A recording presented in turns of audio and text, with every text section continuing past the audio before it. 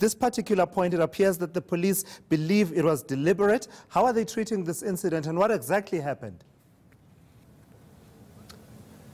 That's right. They are now treating this incident as a possible terrorist attack. It is being investigated by counter-terrorism officers here in the British capital. The area around where the vehicle crashed is still a forensic scene, and investigation ongoing there. Some of the restrictions, the cordon that was placed around that zone, have been released somewhat, relaxed somewhat. There were a huge amount of road closures. Westminster Tube Station, right next to the Houses of Parliament, was closed for a time as well, but that is now reopened, so transport running much more easily. But police have arrested a man at the scene. This vehicle crashed into a couple of pedestrians close to the Houses of Parliament and then drove towards the Palace of Westminster at speed, ending up crashing into a barrier there. It was at that point that an armed police response was very quickly deployed there in moments, and a man was detained in that car. So investigations are able to now be ongoing with access to the man who was arrested in that vehicle. Last time we heard from the London Metropolitan Police, though, they said they weren't clear on the man's identity, thought to be in his 20s, and also that he wasn't cooperating with police at that point. British media are currently reporting that the identity of the suspect, police do think they now know. They haven't released that information to the public. British media are also reporting that it's thought the vehicle was registered in some way to Nottingham or Birmingham in the central part of England. So lots that the police haven't told us yet, but we are getting dribs and drabs through parts of the UK media. It's also being reported locally in the Midlands that perhaps this suspect was known to police there, but was not known nationally to counter-terror officers. He was not on the radar, we're told, the intelligence services or counter-terror police investigations. Are we getting any further updates on the status of those who were injured? And can you confirm at this particular point, Olly, that there have been no fatalities from this particular incident? At this stage, that is entirely correct. There were a number of people treated at the scene for injuries. One person is in hospital, but is said to be an injury consistent with a broken leg, something of that regard, and not currently, we're told by authorities, thought to be life-threatening injuries. So counter-terror police investigating, as I say, they will still be looking at various options. They have still not confirmed that they believe this was a deliberate terrorist attack, even though the impression is being given that that is likely to be the case. Clearly, once this vehicle careered towards the Houses of Parliament, terrorism was one of the possible eventualities that police were going to investigate. They would also have been looking at whether this was simply a road traffic collision. A picture is certainly emerging of this being a deliberate act. That is certainly the line of investigation that we understand police are favouring at this point. And therefore, we can consider those pedestrians, those cyclists who were caught up in this attack and have escaped with minor injuries, it appears. We can consider them and other people who were in the area at the time to have had a pretty lucky escape. So what impact has this incident had, Olly, on the security situation in London, but also in the United Kingdom? I imagine that it has probably caused a lot of jitters with the public, but probably prompted some kind of raising of the terror alert in as far as authorities are concerned?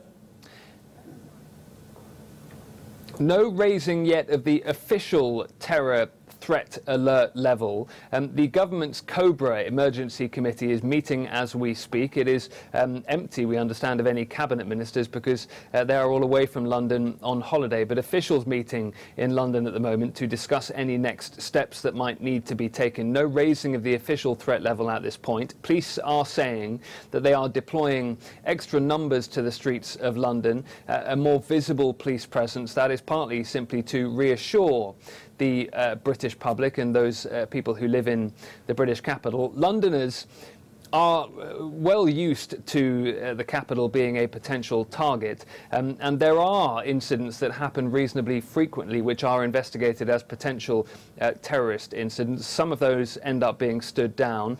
Other suspected plots end up being broken up. Londoners are well aware that they are a target, but by and large they end up going about their daily lives as they would normally do. As I say, there were some restrictions in place to travel. Some of the roads around the Houses of Parliament after this incident unfolded, most of them have been eased now, and most Londoners are going about their daily business as they normally would. But certainly, yes, some jitters, certainly, yes, some nerves and some anxiety about exactly what has taken place, but that doesn't appear to be distracting Londoners at the moment from going about their business. And you're saying that Cobra is meeting, without any cabinet ministers. I imagine that that will be part of what people will be scrutinizing in as far as the response to this incident is concerned, if indeed, of course, it ends up being a confirmed terrorist attack. Have we seen Theresa May anywhere, any of the cabinet ministers said anything or tweeted anything?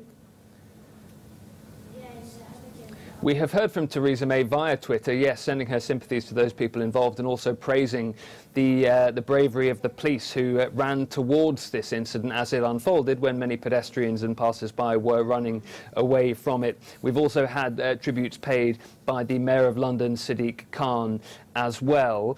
We've also had on Twitter Donald Trump expressing his view very quickly that this was something carried out by, as he described it, a terrorist. He was describing animals as well and the fight against them. So that will be part of the consideration of the British government at this point. We've had a number of incidents recently with regards to London and the UK, onto which Donald Trump has jumped via Twitter very quickly and has annoyed British authorities, has annoyed British police officers who were investigating various lines of inquiry, and felt that Donald Trump was jumping ahead of that using social media. So certainly there would have been some raised eyebrows about Donald Trump's intervention. That won't have been taken too kindly by British police or by senior members of the British government. I think the fact that at this point we haven't had a huge flood back towards London of cabinet ministers who are currently away in their constituencies, away on holiday, reflects the fact that clearly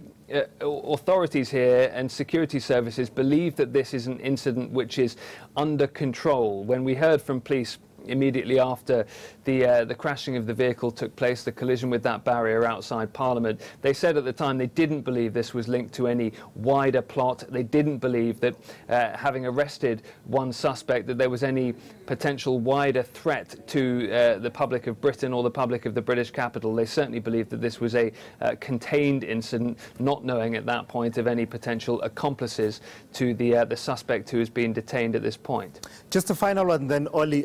It's been quite some time since London had a major, shall we call it, a major terrorist event taking place there. But certainly, as you say, there is a history of a number of terrorist events happening, and also events that talk to the security of people in the United Kingdom. In recent weeks, you and I have been talking about this nerve agent attack in Salisbury.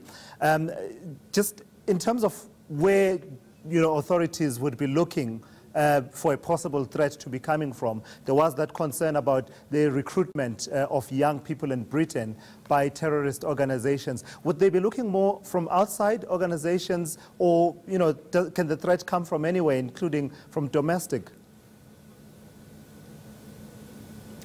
Most of the recent plots that have either taken place on British soil or which have been uncovered before they were able to take place on British soil have been involving so-called domestic or homegrown terrorists, people that were radicalized here in this country, many of them born in the United Kingdom. So that is always a line of inquiry for British police, and there are always hundreds of potential suspects on terror watch lists for British police to try and keep an eye on. So that will be a key line of inquiry here. As I say, British police, we're understanding from British media, do now believe they know the identity of this man, thought to be in his 20s and from the Midlands. Clearly now they will be looking, if they have established his identity, at any connections that he may have had, any other people he may have been in contact with on the internet. Was he in contact with any groups overseas about a potential